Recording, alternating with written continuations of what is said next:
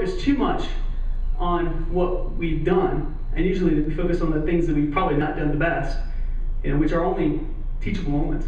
Mistakes are lessons of wisdom, and the things I know, most of those are things that I've probably learned from the hard way. So I'm proud for that, because they're not going to happen again. If you learn once, hopefully that's the only time you need to.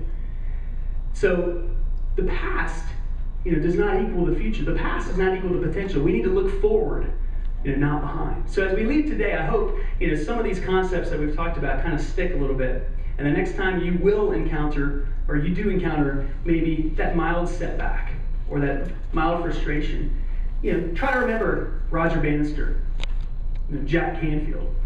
Try to maybe remember my crazy story with The Price is Right, or what have you. Personalize it for you. But I hope that you can have that Price is Right type passion for something that, you'll find a way to make it happen. So, to keep in touch, I'd love to. You can, there we go. Find my info on my website. You can subscribe to I do a weekly motivational newsletter. Also, at the very bottom, you can sign up for it that way if you wanted to today, and I'll just input your email. I've got some other products on my website too, but today they're going to announce, I think, a little cool deal that I'll do with you guys if you're interested in any of the books. I've got still some left. But I'm proud of you all. Thank you so much. Any questions, comments, jokes, anything for me? You're awesome. What was in the back of your shirt? What was in? I got. It was kind of silly, but my fraternity was Delta Tau Delta, and on the back I put "The Price is Dealt." The price is right. The price is dealt. So, yeah. Anything else? I have a question. Do you have a vicarious experience with a guy that was on Jeopardy for about a year? A vicarious experience with a guy on Jeopardy. You know what I'm talking about? No. Ken Jennings. No, what's his story? He won about, $2 million on Jeopardy. Just kept winning, kept winning, kept winning. I heard about, oh yeah. I heard about him. He's a lot smarter than me. Jeopardy not my thing, but yeah, that's great.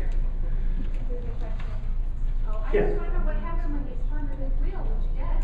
Oh, you want to see that? No. Okay. Usually for time's sake, I actually spun the wheel. I was the top winner of the first half of the show, which means you spin last, which strategically is great, because you know what you need to beat. Remember that girl that bid $1? She spun the wheel exactly around once. I mean, it didn't go more than one time, and she spun $1, and I spun 85 cents, but it didn't beat her. Yeah. Hey, at least you got $5,000. Yeah. And $5,000 to a college kid? Yeah. You are rich. Yeah. Well, please keep it up. Yeah. I was just gonna ask, was it everything you wanted? I tell you what, and that's one of the things I kind of probably should mention in the program. I remember when I shot the email back, like the day after. That whole evening was just numb and exciting. I took Chris and Randall out for a nice dinner, and I woke up the next morning. The first thing I did was I sent an email to everybody I knew, and the show hadn't aired yet. But in fact, it wasn't going to air for like another month and a week or two. But I shot this email that basically said, very assertively but yet humbly, that this, check your date. I'm not going to tell you what happened, but I will be on The Price is Right, and you'll want to see. And I don't remember what the comment was, but there were, like I said, a lot of people that laughed at me. A lot of people that said, that's a silly goal, or I can't believe what The Price is.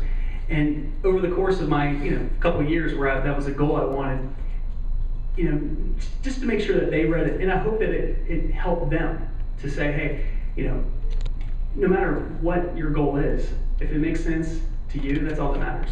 So, yeah, that was fine. I definitely let people know about it.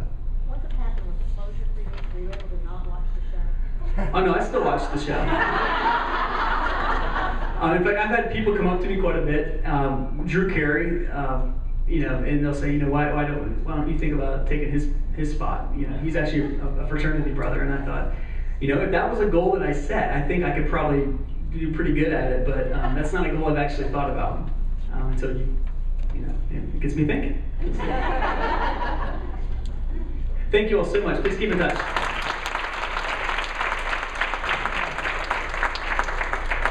I would like to thank Kevin for his inspiration, and I hope we all have goals with passion that we can go into today and have just as much success.